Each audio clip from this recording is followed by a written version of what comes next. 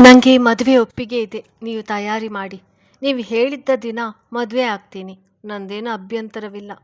ಕೊನೆಯ ಮಾತು ಎಂಬಂತೆ ನುಡಿದು ಸುಮ್ಮನೆ ಕೂತನು ನೂತನ್. ಇನ್ನೇನು ಎಲ್ಲ ಮಾತುಕತೆ ಆಯ್ತಲ್ಲ. ನಿಶ್ಚಿತಾರ್ಥದ ದಿನ ಗೊತ್ತು ಮಾಡಿ ತಿಳಿಸಿ. ಆದಷ್ಟು ಬೇಗ ಮದುವೆ ಮಾಡಿ ಮುಗಿಸೋಣ.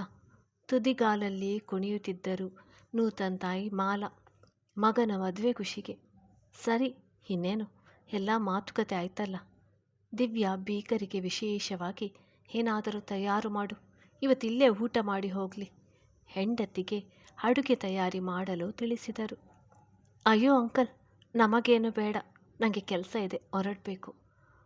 ಅವಸರಿಸಿದನು ನೂತನ್. ಇರಪ್ಪ, ಹೋದರೆ ಆಯಿತು. ಮೊದಲ ಸಲ ಅಪ್ಪ ಅಮ್ಮನ ಜೊತೆ ಬಂದಿದ್ಯಾ? ಹಾಗೆ ಕಳಿಸೋಕ್ಕೆ ಆಗುತ್ತಾ ಹೇಳು? ನಯನ, ನೀನು ನೂತನ್ ಕರ್ಕೊಂಡೋಗಿ ನಮ್ಮನೆಲ್ಲ ತೋರಿಸು. ಅಳಿಯಂದರಿಗೆ ಗೊತ್ತಾಗಲಿ. ಪರೋಕ್ಷವಾಗಿ ಇಬ್ಬರಿಗೂ ಏಕಾಂತ ನೀಡಿದ್ದರು ನಾಗೇಶ್. ಸರಿಯಪ್ಪ, ಬನ್ನಿ ನೂತನ್. ನೂತನ್ ಕರೆದು ಮುಂದೆ ಹೋದವಳ ಹಿಂದೆ ವಿಧಿ ಇಲ್ಲದೆ ತಾನು ಹೋದನು.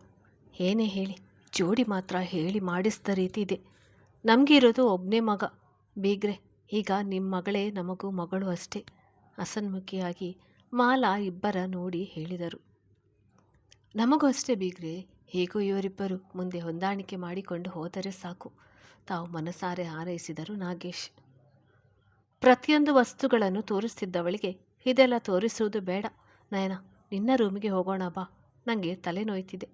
ಮುಖ ಹಿಂಡಿ ಹೇಳಿದವನ ರೀತಿಗೆ ಸುಮ್ಮನೆ ತಲೆ ಆಡಿಸಿದಳು. ಬನ್ನಿ ನೂತನ್, ಇದೇ ನನ್ನ ರೂಮ್. ಅವತ್ತು ಬಂದಿದ್ರಲ್ಲ, ನೋಡಿರ್ಲಿಲ್ವಾ ಹೇಗಿದೆ? ಮುಂದೆ ನಾವಿಬ್ಬರೂ ಇಲ್ಲೇ ಇರಬೇಕು. ಸಂತಸದಿಂದ ತೋರಿದಳು.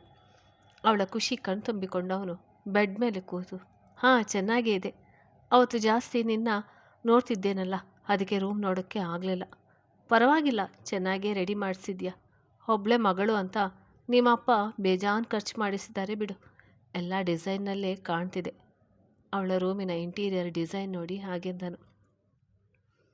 ತಾನು ಅವನ ಪಕ್ಕ ಕುಳಿತವಳು. ಅದಂತೂ ನಿಜ. ಅಪ್ಪನಿಗೆ ಮದುವೆಯಾಗಿ 5 ವರ್ಷ ಆದಮೇಲೆ ಹುಟ್ಟಿದಂತೆ ನಾನು. ಅದಕ್ಕೆ ನನ್ನ ಕಂಡ್ರೆ ತುಂಬ ಪ್ರೀತಿ. ಈಗ ನೀವೇ ನೋಡಿ, ನಿಮ್ಮ ನೋಡಿದ ತಕ್ಷಣ ಏನೂ ಪ್ರಶ್ನೆ ಮಾಡದೆ ಮದುವೆ ಮಾಡಿಸೋಕ್ಕೆ ಒಪ್ಪಿದ್ರು. ತಂದೆಯ ಬಗ್ಗೆ ಹೆಮ್ಮೆಯಿಂದ ಹೇಳಿದಳು.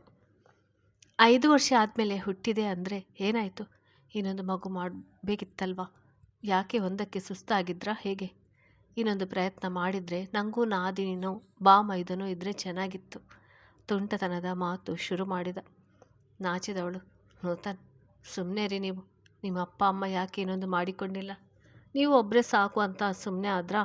ಅದೇ ಕಾರಣಕ್ಕೆ ನಮ್ಮನೆಯವರು ಒಂದೇ ಸಾಕು ಅಂದ್ಕೊಂಡಿದ್ದಾರೆ ಬಿಡಿ. ನೀವು ಬೇಕಿದ್ರೆ 1 ಡಜನ್ ಮಕ್ಕಳು ಮಾಡ್ಕೊಳ್ಳಿ. ಬೇಡ ಅಂದವರು ಯಾರು ಬಿಡಿ.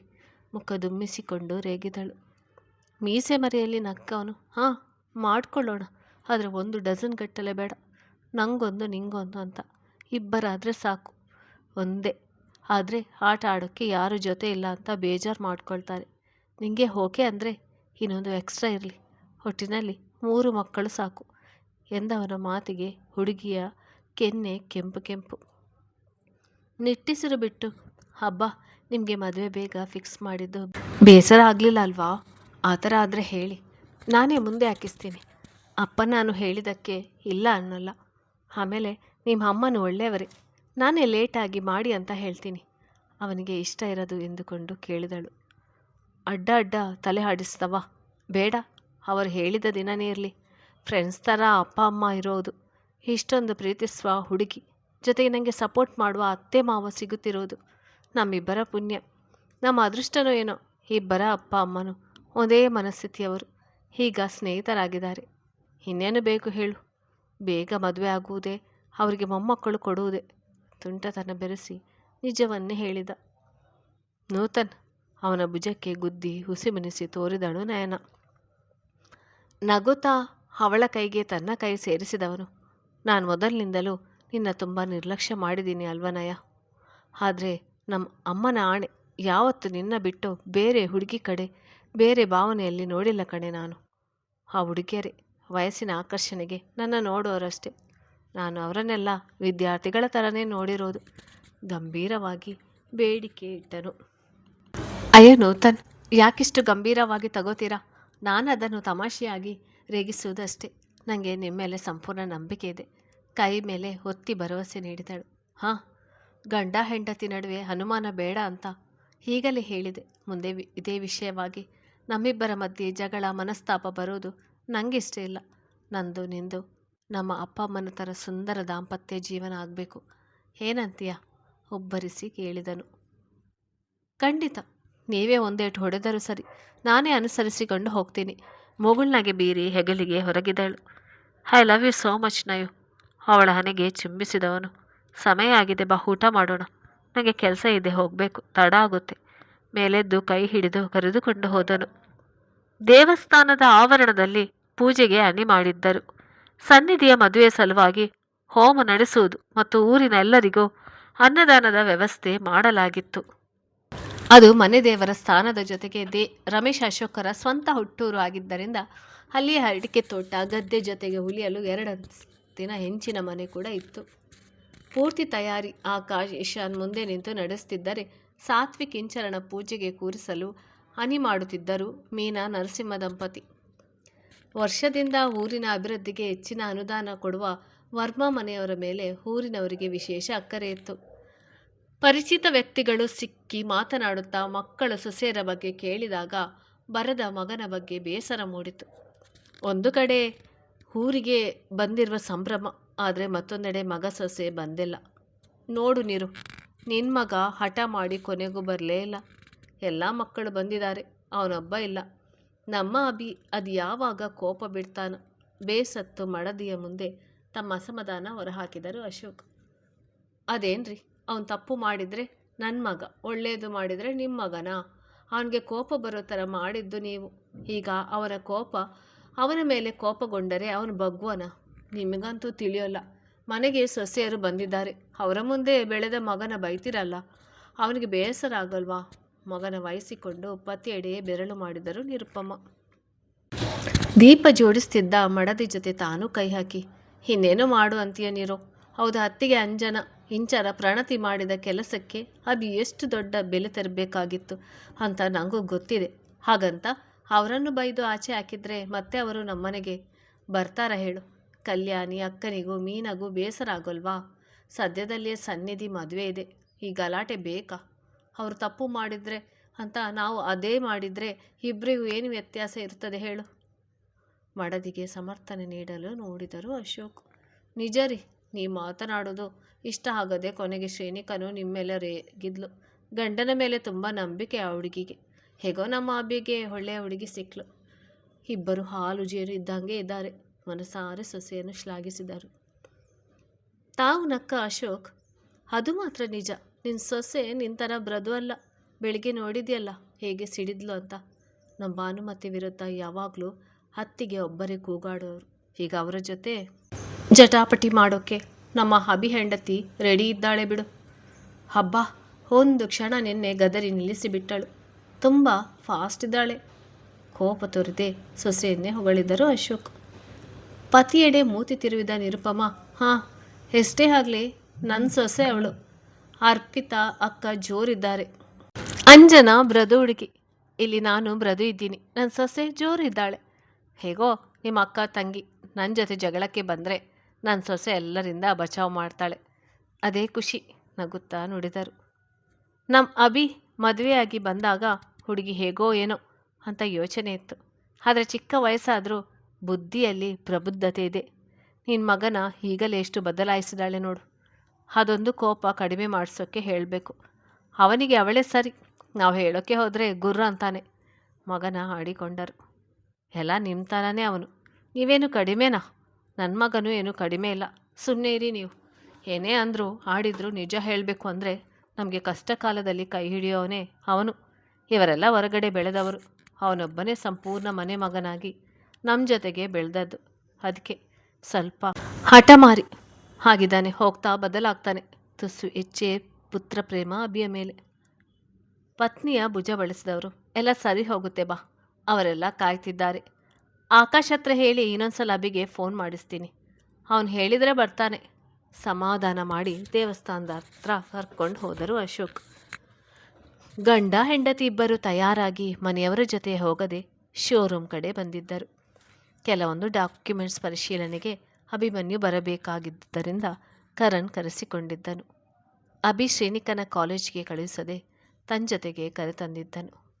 ಹೊರಗಡೆ ಹೆಂಡತಿ ಕೂರಿಸಿ ತಾನೊಬ್ಬನೇ ಕರಣ್ ಜೊತೆ ಕ್ಯಾಬಿನ್ ಒಳಗೆ ಮಾತುಕತೆ ಮಾಡುತ್ತಿದ್ದನು. ಇದೆಲ್ಲ ನಾಳೆನೇ ಅಪ್ರೂವಲ್ ಮಾಡ್ಬೇಕು ಮಗ, ಇಲ್ಲಾಂದರೆ ಆರ್ಡ್ರ್ ಬರೋದು ತಡ ಆಗುತ್ತೆ.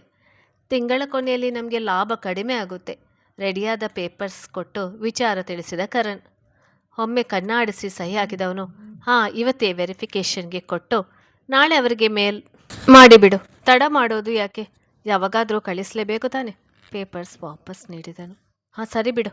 ಇದೇನಪ್ಪ ಇವತ್ತು ಮದುವೆ ಹುಡುಗನ ಥರ ಬಿಳಿ ಶರ್ಟ್ ಕಪ್ಪು ಪ್ಯಾಂಟ್ ಹಾಕಿದ್ಯಾ? ಹೆಂಡತಿನ ಬೇರೆ ಕರ್ಕೊಂಡು ಬಂದಿದ್ಯಾ? ಏನು ಸಮಾಚಾರ? ಹನಿಮೂನ್ಗೆ ಹೋಗ್ತಿದ್ದೀರಾ ಹೇಗೆ? ಕಿಚಾಯಿಸಿದ ಗೆಳೆಯನನು. ನಕ್ಕ ಅಭಿ, ಎಷ್ಟು ಸುಮ್ಮನಿರೋ. ಇವತ್ತು ಊರಲ್ಲಿ ಪೂಜೆ ಇದೆ, ಅಲ್ಲಿಗೆ ಹೋಗಬೇಕು. ನೀನು ಅರ್ಜೆಂಟಾಗಿ ಬಾ ಅಂದ್ಯಲ್ಲ, ಅದಕ್ಕೆ ಇಲ್ಲಿಗೆ ಬಂದು ಹೋಗೋಣ ಅಂತ ಬಂದ್ವಿ. ಇಲ್ಲಿಂದನೇ ಹೋಗಬೇಕು. ಹಾಗೆ ಶ್ರೀನು ಕರ್ಕೊಂಡು ಬಂದೆ, ಒಟ್ಟಿಗೆ ಹೋಗ್ತೀವಿ. ಅನುಮಾನಕ್ಕೆ ಕಾರಣ ನೀಡಿದನು. ಅಂತೂ ಇಂತೂ ಸಂಸಾರಿ ಆಗಿಬಿಟ್ಟೆ ಅನ್ನು. ನನ್ನ ಮಗ ನೂತನ್ ಒಳಗೊಳಗೇನೋ ನಡೆಸ್ತಿದ್ದಾನೆ ಮಗ. ಕಂದ ಚಿನ್ನ ಅಂತ ಯಾವಾಗ ಫೋನ್ ಮಾಡಿದ್ರು ಬರೀ ಬೆಣ್ಣೆ ಹಚ್ಚೋಕ್ಕೆ ಬರ್ತಾನೆ. ಅದು ಯಾರೋ ನರ್ಸ್ ಹುಡುಗಿ ಜೊತೆ ಬಾರಿ ಬಾರಿ ನಡೆಸ್ತಿದ್ದಾನೆ. ಸಿಗ್ಲಿ ಇದೆ ಅವನಿಗೆ. ಕೈ ಮುಷ್ಟಿ ಕಟ್ಟಿ ಗೆಳೆಯನ ಬೈದುಕೊಂಡನು ಕರಣ್. ನರ್ಸ್ ಹುಡುಗಿ ಜೊತೆನಾ? ನನಗೂ ಒಂದು ಫೋನ್ ಮಾಡಿಲ್ಲ ಕಣೋ. ನಾನು ಕೇಳೋದು ಮರೆತು ಬಿಟ್ಟಿದ್ದೆ. ಒಂದು ಕೆಲಸ ಮಾಡು, ಇನ್ನೊಂದು 3 ದಿನ ಬಿಟ್ಟು ಅದೇ ನಮ್ಮ ಮಾಮೂಲಿ ಅಡ್ಡ ಇದೆಯಲ್ಲ, ಅಲ್ಲಿಗೆ ಬರೋಕ್ಕೆ ಹೇಳು. ವಿಷಯ ಹೇಳಬೇಡ, ಸುಮ್ಮನೆ ಬಾ ಅನ್ನು, ಬರಲಿ, ಆಮೇಲೆ ವಿಚಾರಿಸೋಣ. ಗೆಳೆಯನ ಬೀಳಿಸಲು ಗುಂಡಿ ತೋಡುವ ಉಪಾಯ ಮಾಡಿದ್ದರು. ಐಡಿಯಾ ಸಖತ್ತಾಗಿದೆ ಮಗ, ಬರಲಿ. ಅವನ ಅಜ್ಜಿ ಎಷ್ಟು ದಿನ ಕದ್ದು ಮುಚ್ಚಿ ಓಡಾಡ್ತಾನೆ, ನಾನು ನೋಡ್ತೀನಿ. ಈ ಸರಿ ಅವನಿಗೆ 4 ಬಾರಿಸಿ ವಿಷಯ ಬಾಯಿ ಬಿಡಿಸೋದು. ಸರಿ ಬಿಡು. ಮತ್ತೆ ಹೇಗಿದೆ ಹೆಂಡತಿ ಮನೆ? ಗುಡ್ ನ್ಯೂಸ್ ಏನಾದರೂ ಇದೆಯಾ? ಇಲ್ಲ ಫ್ಯಾಮಿಲಿ ಪ್ಲ್ಯಾನಿಂಗ್ ಅಂತ ಇದೆಯಾ? ಮಾಮೂಲಿಯಾಗಿ ವಿಚಾರಿಸಿದ ಅಭಿ. ಹನೆ ನೀವಿಕೊಂಡವನು. ಅಯ್ಯೋ, ಅದೊಂದು ದೊಡ್ಡ ಕತೆ ಮಗ. ನೂತನ್ ಬಂದಾಗಲೇ ಒಟ್ಟಿಗೆ ಹೇಳ್ತೀನಿ ಬಿಡು. ಈಗ ಸದ್ಯಕ್ಕೆ ಸಂಸಾರ ಚೆನ್ನಾಗಿದೆ, ಸಾಕ್ತಿದೆ. ಗುಡ್ ನ್ಯೂಸ್ ಬಂದಾಗ ಎಲ್ರಿಗೂ ಹೇಳ್ತೀನಿ. ಸ್ನೇಹಿತರ ಮಧ್ಯೆ ಗುಟ್ಟು ಮಾಡಲಾರರು 3. ಎದ್ದು ನಿಂತವ. ಓಕೆ ಮಗ, ನನಗೆ ಊರಿಗೆ ಹೋಗಬೇಕು. ಈಗ ಹೊರಟ್ರೆ ಇನ್ನು 2 ಗಂಟೆ ಬೇಕು ತಲುಪೋಕ್ಕೆ. ನಾನು ಹೊರಡ್ತೀನಿ. ಏನಾದರೂ ಇದ್ದರೆ ಮೆಸೇಜ್ ಮಾಡು. ನಾವು ಬರೋದು ಇನ್ನೂ 3 ದಿನ ಆಗ್ಬೋದು. ಗೆಳೆಯನಿಗೆ ವಿಷಯ ತಿಳಿಸಿ ಹೊರಟು ನಿಂತನು. ಓಕೆ ಮಗ, ಬಾಯ್. ಗೆಳೆಯನ ಬೀಳ್ಕೊಟ್ಟು ಕೆಲಸದ ಕಡೆ ಗಮನ ಹರಿಸಿದ ಕರಣ್. ಊರಿನ ಕಡೆಗೆ ಪ್ರಯಾಣ ಬೆಳೆಸಿದರು ಗಂಡ ಹೆಂಡತಿ. ವರ್ಷದ ಮೇಲೆ ಮದುವೆಯ ನಂತರ ಮೊದಲ ಬಾರಿ ಹುಟ್ಟಿದ ಊರಿಗೆ ಹೊರಟಿದ್ದರು. ಶ್ರೀ, ಇಲ್ಲೇ ದಾರಿಯಲ್ಲಿ ಒಂದು ರೆಸ್ಟೋರೆಂಟ್ ಇದೆ, ಅಲ್ಲಿ ತಿಂಡಿ ತಿಂದು ಮಾತ್ರೆ ತಕ್ಕೊಂಡ್ಬಿಡು. ಮತ್ತು ನಾನು ನಿಲ್ಲಿಸೋದು ಊರಿಗೆ ತಲುಪಿದ ಮೇಲೆ. ನೀನು ಅಲ್ಲಿವರೆಗೂ ಎಚ್ಚರ ಇರೋದು ಬೇಡ. ಮಾತ್ರೆ ನುಂಗಿ ಮಲಗುವೆ ಅಂತೆ. ಹೆಂಡತಿಯ ಆರೋಗ್ಯದ ಸಲುವಾಗಿ ಕಾಳಜಿ ಮಾಡಿದ. ಕಿಟಕಿಯಿಂದ ಹೊರಗೆ ನೋಡುತ್ತಿದ್ದವಳು, ಹಾಗೇನಿಲ್ಲ ರೀ, ನನಗೆ ಟ್ರಾವೆಲ್ ಮಾಡ್ತಾ ಇದ್ದಲ್ಲ, ರೋಡ್ ಸೈಡ್ ಮರ ಗಿಡ ನೋಡೋಕ್ಕೆ ಇಷ್ಟ. ನಾನು ಎಚ್ಚರಾಗಿರ್ತೀನಿ, ಮಲಗೋಲ್ಲ. ಮುದ್ದಾಗಿ ನುಡಿದವಳು ಹೊರಗಡೆ ನೋಡೋದ್ರಲ್ಲಿಯೇ ವ್ಯಸ್ತ. ಯಾಕೆ, ನೀನು ಈ ಥರ ಯಾವತ್ತೂ ನೋಡಿಲ್ವಾ? ನಿಮ್ಮ ಸ್ವಂತ ಊರು ಯಾವುದು? ಸಿಟಿನೇನಾ? ಹೆಂಡತಿಯ ಆಸಕ್ತಿ ನೋಡಿ ಪ್ರಶ್ನೆ ಮಾಡಿದ. ಇಲ್ಲ ರೀ, ನಮ್ಮದು ಹಳ್ಳಿನೇ. ಅಪ್ಪನದು ಸಿಟಿಗೆ ವರ್ಗಾವಣೆ ಆದಾಗ ನಾವು ಸಿಟಿಗೆ ಬಂದಿದ್ದು. ನನಗೆ ಹಳ್ಳಿ ವಾತಾವರಣ ತುಂಬ ಇಷ್ಟ. ಆದರೆ ನಮ್ಮನೇಲಿ ನಮ್ಮನ್ನು ಹಳ್ಳಿಗೆ ಕರ್ಕೊಂಡೇ ಹೋಗ್ತಿರ್ಲಿಲ್ಲ. ಹಬ್ಬಕ್ಕೆ ಹೋಗಿ ಬರುವುದಷ್ಟೇ. ಸಿಟಿ ನೋಡಿ ನೋಡಿ ಬೇಸರ ಆಗಿದೆ. ಈಗ ಗಂಡನ ಮನೇನು ಸಿಟಿನೇ. ಬೇಸರದ ಮುಖ ಹೊತ್ತು ಹೇಳಿದಳು. ಹೇ, ನಮ್ಮದು ಹಳ್ಳಿನೇ. ಆದರೆ ಬಿಸ್ನೆಸ್ ಮಾಡೋಕ್ಕೆ ನಮ್ಮಪ್ಪ ಸಿಟಿಗೆ ಬಂದಮೇಲೆ ದೊಡ್ಡಪ್ಪನೂ ಮಿಲಿಟ್ರಿಯಲ್ಲೇ ಇದ್ದರು. ಅದಕ್ಕೆ ದೊಡ್ಡಮ್ಮ, ಅಜ್ಜಿ, ತಾತ ಎಲ್ಲರೂ ಇಲ್ಲಿಗೆ ಬಂದರು. ಕೊನೆಗೆ ನಾವೆಲ್ಲ ಇಲ್ಲೇ ಕೆಲಸ ಮಾಡಿಕೊಂಡು ಸಿಟಿಯಲ್ಲೇ ಉಳಿದೆವು. ದೀರ್ಘ ವಿವರ ನೀಡಿದನು. ಹೌದಾ, ಮತ್ತೆ ವಾಪಸ್ ಅಲ್ಲಿಗೆ ಹೋಗಲ್ವಾ? ಅಲ್ಲಿ ಯಾರಿದ್ದಾರೆ? ಕುತೂಹಲ ತೋರಿದಳು. ಹೋಗ್ತೀವಿ. ಆಗಾಗ ಹಬ್ಬ ಇದ್ದಾಗ ದೇವರ ಪೂಜೆಗೆ ಹೋದರೆ ಅಲ್ಲೇ ಉಳಿಯೋದು. ದೊಡ್ಡಪ್ಪ ತೋಟದ ಹತ್ರ ಹೋದಾಗ ಒಂದಿನ ಅಲ್ಲೇ ಉಳಿದು ಬರ್ತಾರೆ. ನಮ್ಮದು ಅಲ್ಲೇ ಮನೆ ಇದೆ. ತೋಟ ಮನೆ ನೋಡಿಕೊಳ್ಳಲು ಕೆಲಸಗಾರರು ಇದ್ದಾರೆ. ಕಣ್ಣರಳಿಸಿದಳು. ನೀವು ತುಂಬ ಶ್ರೀಮಂತರಲ್ವಾ? ಆದರೂ ಯಾಕೆ ನೀವು ಇಂಚರ ಅಕ್ಕನ ನಿಮ್ಮನೆ ಸೊಸೆ ಮಾಡಿಕೊಳ್ಳೋಕ್ಕೆ ಒಪ್ಪಿದ್ದು? ನೀವು ಮನಸ್ಸು ಮಾಡಿದರೆ ಸಾತ್ವಿಕ್ ಭಾವನ ಓಲೈಸಿ ಬೇರೆ ಶ್ರೀಮಂತರ ಹುಡುಗಿ ಜೊತೆ ಮದುವೆ ಮಾಡ್ಬೋದಿತ್ತು. ಇಷ್ಟು ದಿನ ಕಾಡುತ್ತಿದ್ದ ಪ್ರಶ್ನೆ ಹೊರಹಾಕಿದಳು. ನಸುನಕ್ಕವನು. ಪ್ರೀತಿಗೋಸ್ಕರ ಮಾಡಿದೆ. ಅವನು ನಿಮ್ಮಕ್ಕನ ತುಂಬ ಪ್ರೀತಿ ಮಾಡ್ತಿದ್ದ. ಜೊತೆಗೆ ನನಗೆ ನನ್ನ ತಮ್ಮಂದಿರು ಕೇಳಿದ್ದನ್ನು ಇಲ್ಲ ಅಂದು ಅಭ್ಯಾಸ ಇರಲಿಲ್ಲ. ಅದಕ್ಕೆ ಮದುವೆ ಮಾಡಿಸಿದೆ. ಗಂಭೀರವಾಗಿ ನುಡಿದವನ ಮಾತು ನಿಜವೇ. ಆಗ ಮತ್ತೆ ರೀ, ನಿಮಗೆ ಯಾರು ಪ್ರೀತಿ ಅಂತ ಇರಲಿಲ್ವಾ? ಕಾಲೇಜ್ ಸಮಯದಲ್ಲಿ ನಿಮ್ಮ ಜೊತೆ ಓದಿದವರು? ಮನದ ಅನುಮಾನ ಗಂಡನ ಮುಂದಿಟ್ಟಳು. ಅವಳ ಆಸಕ್ತಿ ನೋಡಿ ಗಂಭೀರನಾದವನು ನಿಜ ಹೇಳಬೇಕೋ ಸುಳ್ಳು ಹೇಳಬೇಕೋ ಅವಳಿಗೆ ಪ್ರಶ್ನೆ ಹಾಕಿದ. ಯಾವುದು ಸರಿ? ಈಗ ನಿಮ್ಮ ಹಳೆ ಲವ್ವರ್ ಬಂದರು, ನಾನು ನಿಮ್ಮ ಹೆಂಡತಿ ಅನ್ನೋದು ಬದಲಾಗೋಲ್ಲ ತಾನೆ? So no tension. ಈಗ ಹೇಳಿ, ಯಾರವಳು? ಬಾಯಲ್ಲಿ ನೋ ಟೆನ್ಷನ್ ಎಂದರು. ಅವನ ಉತ್ತರಕ್ಕೆ ಕಾಯುತ್ತಿದ್ದ ಕಣ್ಣನ್ನು ಗಮನಿಸಿದವನು ನಿಟ್ಟೆಸರು ಬಿಟ್ಟು, ಮೊದಲು ನೀನು ನನ್ನ ಯಾಕೆ ಈ ರೀತಿ ಗುಟ್ಟಾಗಿ ಮದುವೆ ಆದೆ ಅಂತ ಹೇಳು ಶ್ರೀ. ಆಮೇಲೆ ನನ್ನ ಲವ್ವರ್ ಹೆಸರು ಹೇಳ್ತೀನಿ. ಈಗ ಅವಕ್ಕಾಗುವ ಸರದಿ ಶ್ರೀನಿಕದು.